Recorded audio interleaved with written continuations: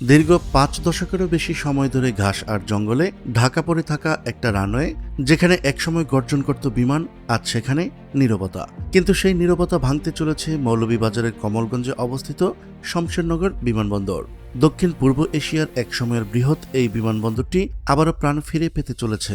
বেসামরিক বিমান চলাচল কর্তৃপক্ষের পরিকল্পনায় থাকা দেশের পরিত্যক্ত বিমানবন্দরগুলোর মধ্যে অন্যতম এই শমশেরনগর।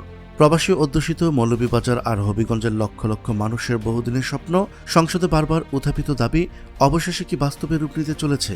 এই বিমানবন্দর চালু হলে সিলেট বিভাগের পর্যটন, প্রবাসী যোগাযোগ আর অর্থনীতিতে কতটা পরিবর্তন আসতে পারে তা জানাবো আজকের এই প্রতিবেদনে। চলুন শুরু করা যাক। সংশ্লিষ্ট সূত্র থেকে জানা যায় ১৯৪২ সালে দ্বিতীয় বিশ্বযুদ্ধের সময় কলকাতা দমদম ও শমশেরনগর বিমানবন্দর নামে দুটি বিমানবন্দর নির্মাণ করে ইংরেজরা।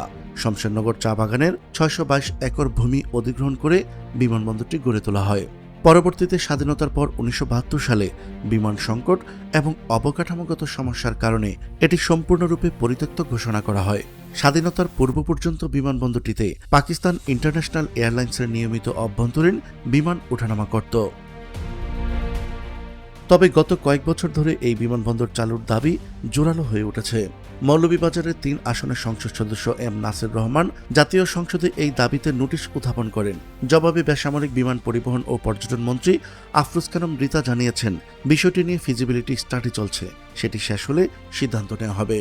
এর আগে সরকার দেশের বন্ধ ও কম ব্যবহৃত বিমানবন্দরগুলো পুনরায় চালুর সম্ভাবনা যাচাইয়ের উদ্যোগ নেয়, যেখানে শমশেরনগরও অন্তর্ভুক্ত ছিল।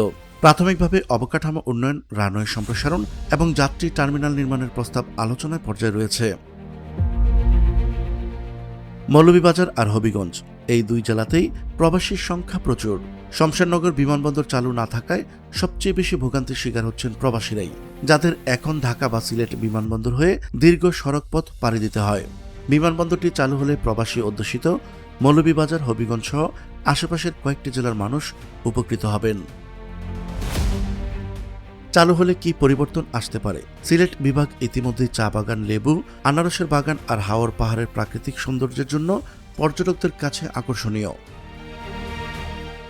দেশি বিদেশি পর্যটকদের জন্য যাতায়াত সহজ করতে পারে, প্রবাসী আয় ও যোগাযোগ বাড়াতে পারে, স্থানীয় ব্যবসা বাণিজ্য ও হোটেল রেস্তোরাঁ শিল্পে গতি আনতে পারে, চা, কৃষিপণ্য পরিবহনের নতুন সম্ভাবনাও তৈরি করতে পারে। আপনার কি মনে হয়, শমশেরনগর বিমানবন্দর সত্যিই চালু হওয়া উচিত, নাকি এটি শুধুই একটা রাজনৈতিক প্রতিশ্রুতি হয়েই থেকে যাবে? আপনার একটি শেয়ার ও মন্তব্যই হয়তো বিমানবন্দরটি পুনরায় চালুর পেছনে গুরুত্বপূর্ণ ভূমিকা রাখতে পারে। দেখা হচ্ছে পরবর্তী প্রতিবেদনে। ততক্ষণ পর্যন্ত চোখ রাখুন আমাদের ইউটিউব চ্যানেল বাইস্কোপ এন্টারটেইনমেন্ট ও ফেসবুক পেজ বাংলার চোখে। মহান আল্লাহ তাআলা সবাইকে ভালো রাখুক, সুস্থ রাখুক। আল্লাহ হাফেজ।